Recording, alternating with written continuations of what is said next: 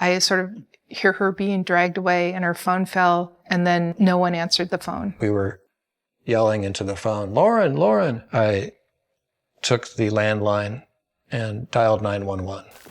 Hi, my name's Matt McCluskey. My daughter is Lauren McCluskey, and she went missing tonight. And we reported it to the University of Utah police. She's a student there. And I just want to make sure that you guys know about that. So we wouldn't really need to, other than her being listed, she would be listed as a missing person on the national database if you made a missing persons report. But okay. Otherwise, I mean, okay. There's not anything else. So this is no. Okay. So this is more than that. She was abducted while we were talking to her on the telephone. Okay. So we heard her being assaulted, and we called the University of Utah campus police. And I'm just calling you to let you know that this just happened like an hour ago. And it's not just she went missing. Was it they were in the Buick Lancer? Could you please say that again? Was it that they were in that silver Buick Lancer? I don't know anything about a silver Buick Lancer. Okay. Yeah, university let us know about it. We had our units. We notified them as well. Okay. Okay. Thank you. All right. By the time Lauren McCluskey's dad made that call, it was too late. The 21-year-old University of Utah student had been living a nightmare that tragically ended on October 22nd, 2018. Police arrived on the scene at 8:32 p.m., and her body was found more than an hour later. The brutal killing revealed a cascade of failures in responding to her repeated pleas for help. Lauren had contacted the police over 20 times regarding her concerns about Melvin Sean Rowland, a 37-year-old man she had briefly dated. Here are two of those calls. Hi, I've been blackmailed for money with threats of sending out me. Okay. Do you live in Salt Lake or Sandy? Salt Lake City. Okay. Yes. Well, it's building them. Oh, so what's your mailing address? So it's the mailing address would be. Or are you up on campus? I'm up on campus, but Okay. it's, I guess the. So you live on campus? See. Up on campus. Okay. Let me go ahead and get you over. University Police will probably take the case then. Just one sec. I've talked to them already, but Okay. I just wanted to call you as well. Because usually, if you've already reported it, usually we just take it where you live, and then that agency does a case. Because, like, if they make threats, the most likely they'll come is at your house, your place. So you normally don't have to make multiple reports. Did they tell you to call us, or did they take a case and give you a case number? No, they didn't. Okay, but you already did talk to them and tell them about it, or? Yeah, I was just concerned because I wasn't sure how long they were going to take to. Are you in line for an file officer the to call arrest. you? Oh, file arrest. But they didn't give you a case number at all? Oh, I think they did. Hold on. Do you want to talk to them and see kind of more about what's going on with your case? I'm sorry, what was that? Do you want to talk to them to see what's going on with your case? Wait a minute. Just a second. I think this is. Yes, there's a case number. Okay, let me get you up to them so they can see what's going on with it. Just one moment. Okay. Thanks. University 911, what is your emergency? Hey, it's City. She's got a case number pending. She's received additional blackmail threats to send building got from her so far, but she does have a case number. She's on the line. Okay.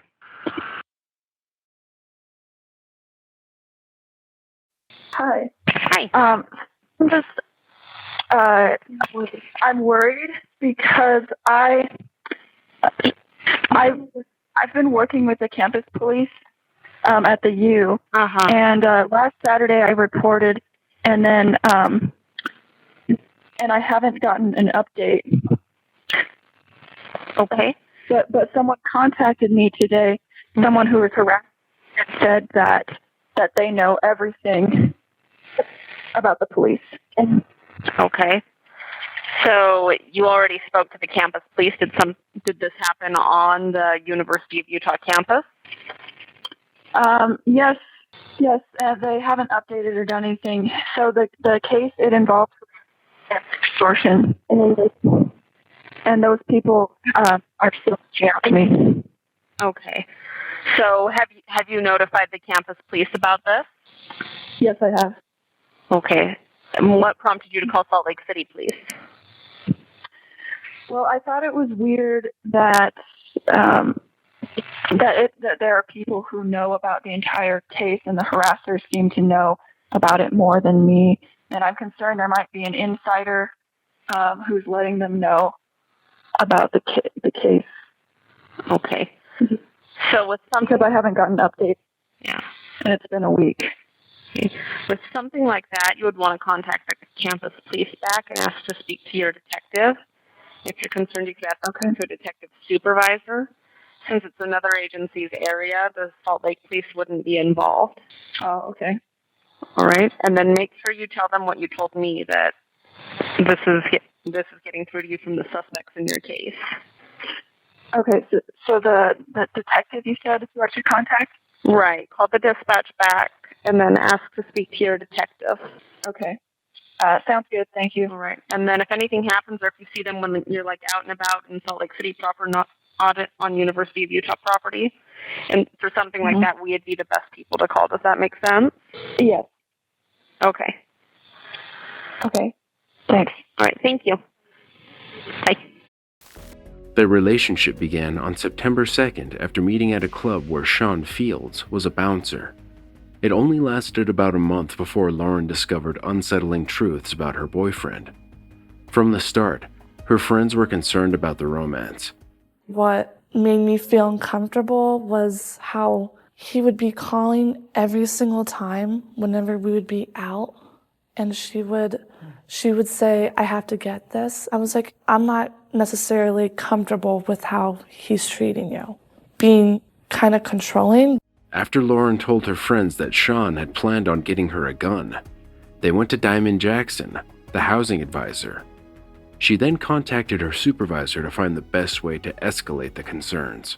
Email that you sent says, maybe in a potentially harmful relationship, non-resident boyfriend staying with her and her roommate, boyfriend may be getting a gun to keep with her, concern the boyfriend had been tracking Lauren, also that Lauren is not taking care of herself, and these two friends are both worried about Lauren. Lauren ended up seeing his ID and realized he had lied about his name and age. The discovery led her to uncover his past as a registered sex offender. However, when she asked about the records, he told her it was years ago at a frat party, and the girl lied about her age. That was categorically false, and Melvin even admitted in a 2012 parole hearing that there were actually more victims than he had been charged for. So I'd like you to give me kind of a idea of what we're looking at victim-wise. Is that including the women I dated in college, or just women that you felt you took advantage of? I would say every female that I came across dating or met on the internet, I'd say. Melvin was released a month after that hearing, but after reoffending soon after, he was sent back to jail, and it wouldn't be the last time. By distort my values and then living a double life because I wasn't happy with my relationship. And by living a double life, I mean by seeking attention from females at work, online, school. Despite the 37-year-old's violent history, including a threat to his parole officer in 2016, he was never flagged by the campus police, not even when Lauren brought Melvin's relentless harassment up to the officers. From October 9th until the 21-year-old's murder, crucial steps were missed. For starters, the police did not notify Melvin's parole agents, and several calls to a campus police officer's cell phone were not recorded. This lack of communication and inadequate record-keeping became a significant controversy. The events leading up to the tragedy unfolded rapidly. The day after the pair broke up, Lauren's mother called the university police for a security escort to retrieve her car from Melvin, but the student initially declined. She did take the officer up on getting a lift to the stadium to collect the vehicle, and a safe retrieval followed. On October 11th, Lauren got an SMS about going to Melvin's funeral. She was sure it was an attempt to lure her, and again reported it to the campus police. Fed up with the lack of response, the 21-year-old and her friend went to the police station as a last resort to get them to believe her. The entire thing was conducted in the reception area of the police department. I felt like they weren't taking it seriously. I do remember them saying, "It's a scam, it's probably a scam." She showed them one of the numbers that was sending her messages was the same number Roland had when they were in a relationship together. They tell her that the detective was currently not in the office and that Lauren will hear an update by Tuesday. After that, Lauren was in contact with one of the officers, Miguel Deros. She had been passing on all communication directly to him, hoping he would help. It didn't, and there was no contact from the detective assigned her case because they were away.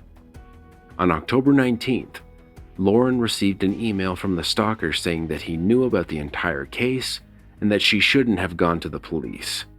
More desperate than before, the student reached out to Salt Lake City Police but was just redirected back to the campus.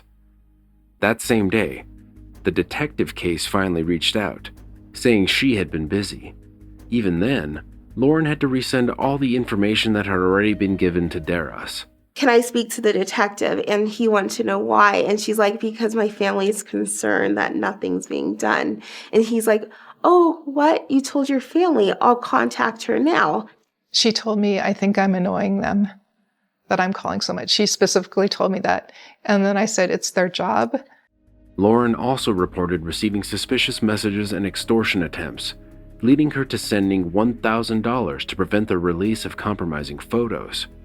But Melvin had told her that he was receiving the messages too.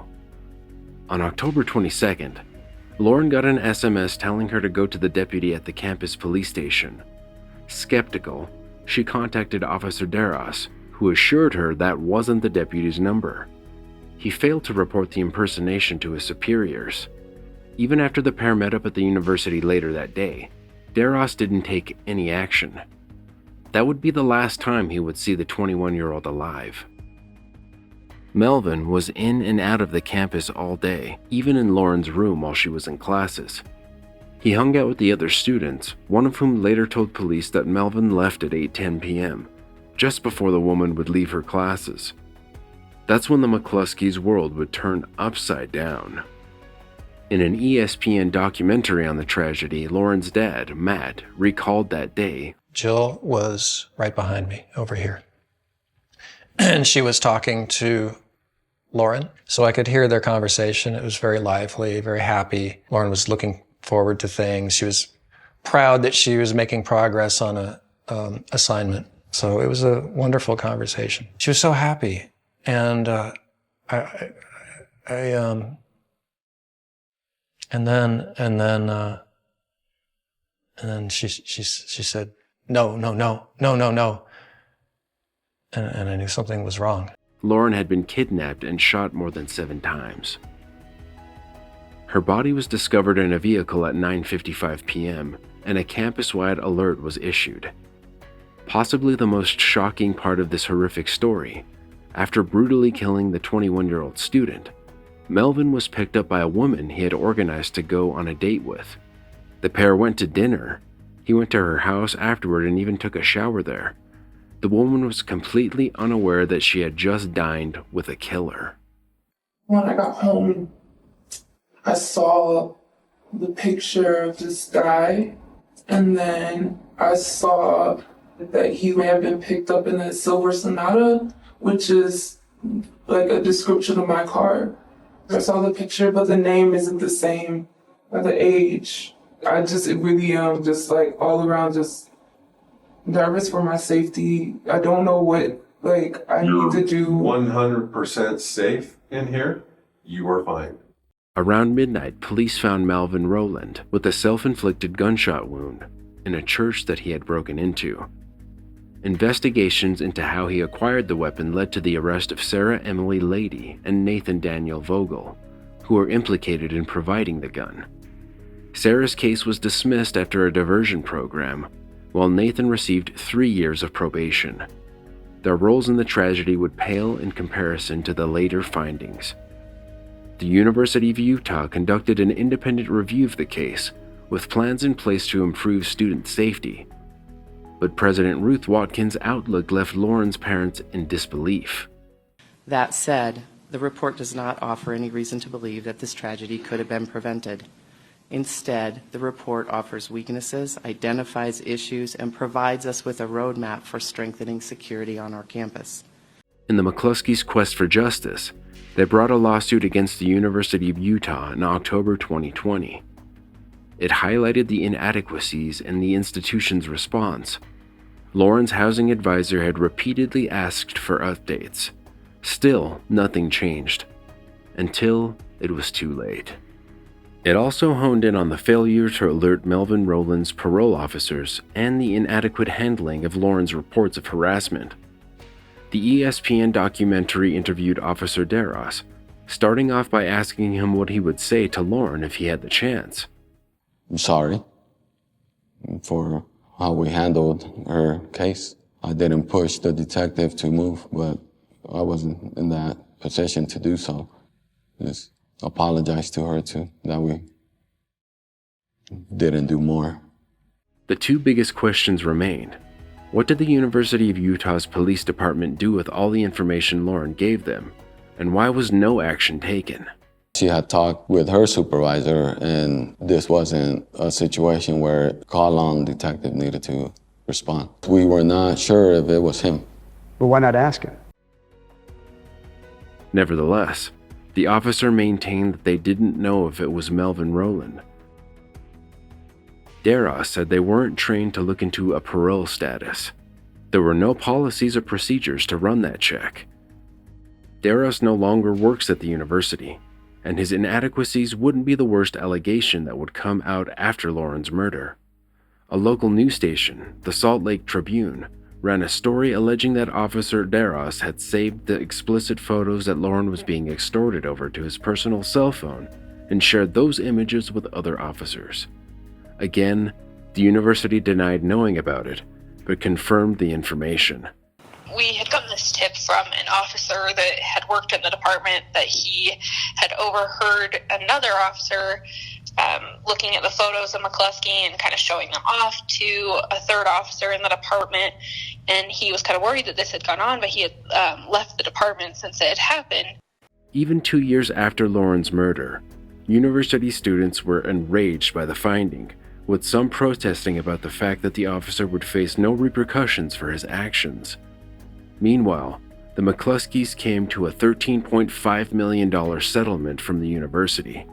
They put the entire amount into the foundation created in Lauren's honor.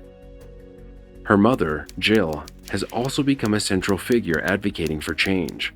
Her relentless pursuit of justice and campus safety reforms highlighted the grave consequences of the university and law enforcement's failure to take Lauren's calls seriously.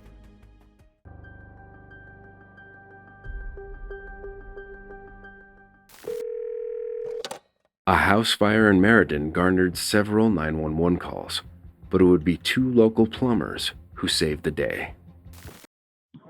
Meriden 911, what is the address of the emergency?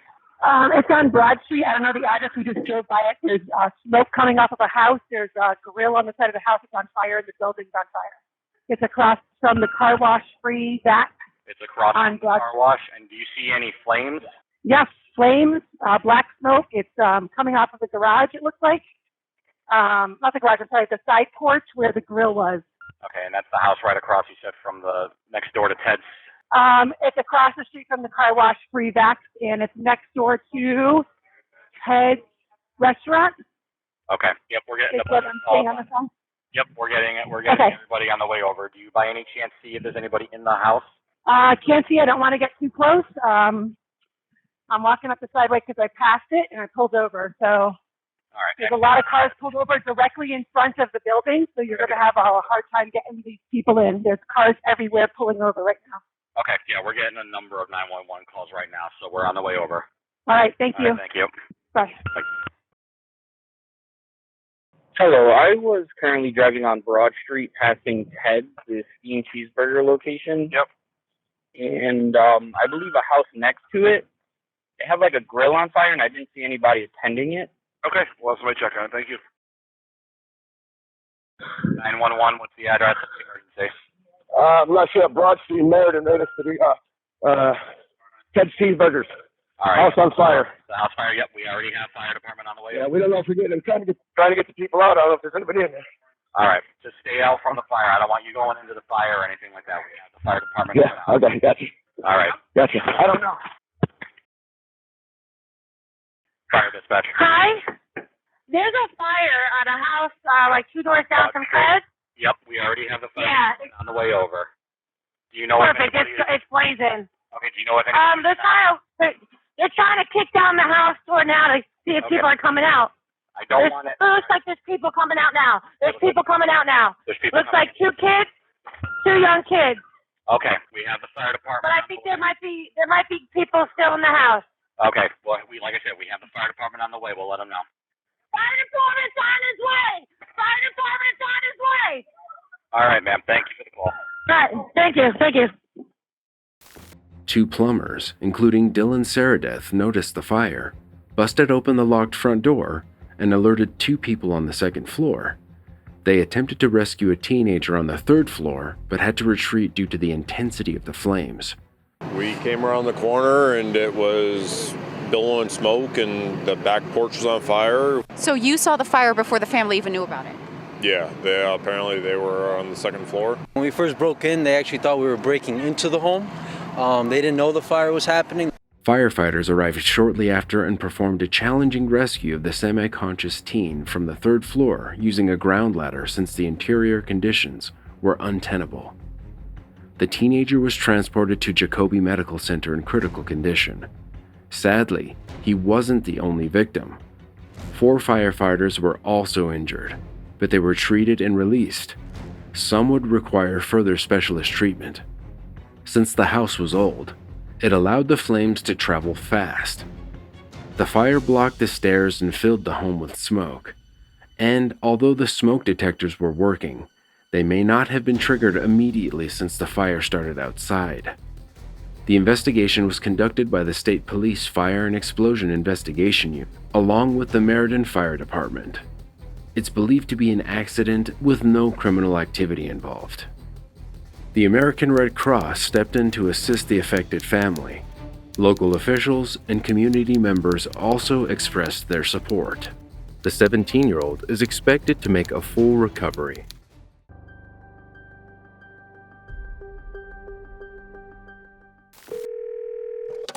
Just after midday, 3-year-old Braylen Noble's mother called 911 to report the child was missing. But there was so much more to the story. 911, where's your emergency? Yes, we have a missing 3-year-old. Okay, what's the address? Nonverbal.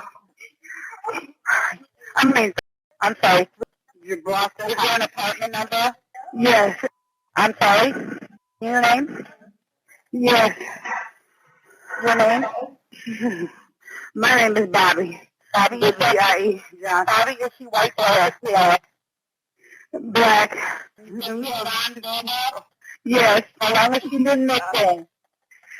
It's Him? We've been looking for him for over a good 30 minutes. Okay. He fell out his window in his apartment. You think he's hurt? I'm hoping he's okay, but we don't know where he at. We got the whole ground. Okay. And what was he wearing? Do you know? What kind of his jacket? He found the window with his floorboard.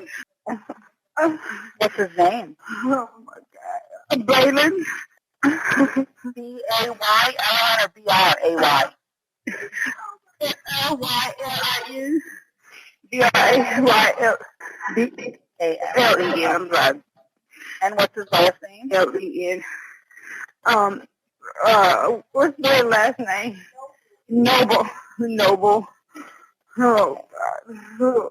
Okay, what was he wearing? I'm wearing his pull-up. And was that the orange shirt? I don't even know what shirt he had on. What color was the shirt? T-shirt with the orange at the bottom, or was it the gray one? You changed it out. What did you put on him? Okay, what's your phone number? Did you guys go back by the creek and look by the creek anywhere? Yes, we went all back there. We went by the pool area, the swing area, all of that. And on the back end on the other side. Oh. Okay, there's nowhere in the house? No. We looked in the closet and everything. Did you look under the bed? Yes. You look in like the hampers, underneath blankets? Yeah, because we don't have one bed in the apartment. Okay. Oh, God. Well, we dream windows like wide open. Okay. Really? Okay. Well, we need the police on their way there, okay? Okay. Okay. They're coming there. All right. Okay, be watching for them. Okay. All right. Oh, God. Bye-bye. Bye. When the police arrived at the Hunters Ridge complex, they immediately began search efforts, including a body of water behind the apartment.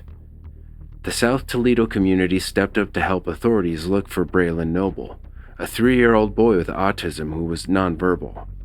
That search would increase and intensify over the following days. K-9 units were brought in to navigate the challenging terrain around Swan Creek, covered with thick underbrush. However, social media posts soon claimed that the little boy had been found. This fake news added complexity to the search. With each passing day, the community's anxiety grew. The search efforts extended to a 3-mile radius around the apartment complex by September 7th. Volunteers, law enforcement officers, and the FBI combed through every possible location, hoping for a positive outcome. Tragically, the exhaustive search came to a heartbreaking end 2 days later. At 1:15 p.m., new attention was focused on the pool at the apartment complex. Toledo police and fire personnel asked everyone to back away as they taped it off. Half an hour later, the yellow-taped perimeter was expanded to include the gazebo and part of the parking lot. After loud shouts and commotion, a woman was put in a police vehicle and taken away. Then authorities confirmed they had found Braylen's body in the pool, an area that had been previously searched. The investigation changed from a missing person case to a death investigation. The Lucas County Coroner's Office conducted an autopsy, which revealed no obvious signs of trauma on Braylen's body. However, the cause of death remained undetermined, with only early signs of decomposition and a contributing factor of submersion in water noted. In October 2021, the 3-year-old's mother, Dejnae Cox, and grandmother, Bobby Johnson, were indicted by a Lucas County grand jury in connection to the 3-year-old's 2020 death. A year later, in September 2022, they changed their pleas. Previously pleading not guilty, Cox entered an Alford plea to charges of attempted endangering children and obstructing justice, with the original third-degree felony charge being amended. Johnson pleaded guilty to a misdemeanor charge of attempting to obstruct justice. The defense and prosecution agreed that there was no evidence of injury on Braylen, and all evidence indicated his death occurred on the morning he went missing, September 4th, 2020. The circumstances of how Braylen's body was missed during the initial pool search remain unclear. Both women later received probation sentences for their roles in his 2020 death. Braylen's mother was sentenced to 2 years, and his grandmother to 1 year. The judge noted that extensive investigations were conducted to counter social media speculation, revealing that Braylen had left the apartment through the front door and ended up by the pool. Johnson's attorney spoke to the media after the sentencing. This was not a homicide case. It was an investigation, but the evidence just simply didn't show that there was any foul play or that this was a homicide. This was accidental, and I think this is our society needs to know that you have 2 grieving women and a grieving family here because of an accident. Some members of the community still believe the little boy's death was not accidental.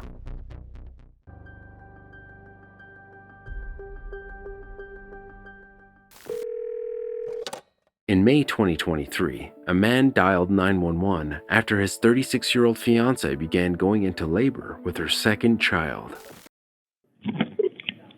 591, where's the location of your emergency? My fiancée, I believe, is going into labor. His Avenue, yes. Okay.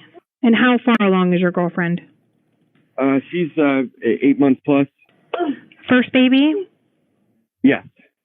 I mean, Okay. second for her. I'm sorry. Second baby for her, but it was 11 years ago. It was her first. Okay. All right. Has her water broken? No. Okay. It's leaking. No, it's leaking. She's not sure. She is leaking? Okay. Yeah. All She right. feels like. How's her breathing? She's breathing okay. She's very hyperventilating sometimes. Okay. Do you have her on the floor in the bed? She's in the bed. Okay. My questions are not delaying them. I've already paged out an ambulance, and I'm also going to start law enforcement. Thank you. Has she said that her contractions are there? They've been coming. Okay. How far apart are her contractions? Like a minute, maybe more, Okay. maybe a little more. Okay. 15 months. A couple minutes. Okay, Yeah. a couple minutes apart. Her first pregnancy, was it full term, and was it vaginal or C-section? Yeah. It was vaginal and it was full term. Okay. Okay. First pregnancy. And you said that was years ago? Correct. That was 11 years ago. Okay. Okay. All right. Do me a favor. I don't want you to leave her, but if you can get some towels so you can have them around her. Yeah. Okay. Is your front door unlocked? Yes. So when they get here, Stand by. I'll come up. Yeah. It's in. You're looking at the house. It's the wood door to the left. Okay. The wood door to the left, you said? Yeah. It's like a door to the backyard to the left. Okay. Wood door to the left of the property. Okay. How old is your girlfriend? She's 36 years old. 36? Okay. All right. Did you get the towels? I did. Okay. And she's flat on her back, correct? Correct. Okay. Do me a favor. I want her to remove any clothing below her waist, and I want her to bend her knees. Okay. And you could put a sheet over her, and then put a clean towel under her butt. She's got that. Okay. Do you see any sort of crowning with the baby's head? Yeah, maybe. I want you to take a look for me. Yes, I think so. Okay. All right. You see crowning of the baby's head? I don't know. Yes, I feel it. Yeah, I think so. There's poop in the front of Okay. it. And there's a sack or something. Okay. All right. Just tell her to breathe for me, okay? And tell me when she starts to have another contraction. Okay, let me get the sheet. The baby's head is usually going to come first, and it's going to come fast, okay? I want her to just go ahead and breathe through it. And if you need to put me on speakerphone, okay? Yep. Okay. And then when she starts to push, I want you to make sure that the umbilical cord is not wrapped around the baby's neck, okay? Okay. All right. Just have her breathe. I'm not leaving you, okay? The rescue is right down the street. I hear him, honey. I hear him, honey. Good. Something's coming out. Okay. Just tell her to breathe. Okay, you guys are doing great. Is she pushing? Push, baby, push. Oh, God, push, baby. Oh, it's the baby's head. Okay, all right, you're doing great. Just go ahead and put your arms down there and brace the baby's head. Just make sure that the umbilical cord is not around the baby's neck. I can't tell you. Okay, you guys are doing great. Okay, baby, push. Breathe. You guys are doing great. Oh, you're doing great. Please push. Okay, good job. The ambulance just pulled out front. Okay, baby. Oh, my God. Oh, God. You're doing great. You're doing great. 1445. You're doing great. Oh, you're doing so Tell her to breathe. Oh, my God. The baby's out. Okay. Do me a favor. Did the baby come out? baby's out in my hands. Okay, do you see that the ambulance is there for me? Oh my God. Okay. Let me know when they come in, okay? And if you guys have the clean towels, just go ahead and wrap the baby. Did the baby fully come out? Put the baby on the towel? Yes, go ahead and put the baby on the towel. Make sure that the airway is clear. Say again? Make sure that the baby, is that the baby crying? Yeah. Okay, you did great. They're going to come and assist you, okay? Okay, thank you so much. You're welcome. Congratulations, you guys. Okay. I won't let you go till they come in. Wrap the baby in a towel. Okay. It's still connected. Okay, that's okay. They're going to assist you. All right, baby. Okay. Okay. Hi. You guys are doing great. That was quick. Oh my How's God. Mama doing? Is she good? It's such a great job. Are you okay? Baby, are you okay? Are you all right? Everything looks okay. Okay, good. Just keep holding the baby. They'll assist with the umbilical cord for you, okay? Okay. You're doing great. It's not locked. Pull the string. Are they coming in? Yeah, they're coming in right now. All right, I'll let you guys go, okay? Congratulations again. So much. You're Thank you so welcome. much. You're welcome. The heartwarming call was taken by Stephanie Mayberry, who was later celebrated for her unwavering composure, professionalism, and quick thinking. The Flagler County Sheriff's Office said the baby was born weighing 7 pounds, 1 ounce, and 18 inches long. His parents said he is healthy and as cute as can be. For more True 911 calls, watch this episode next.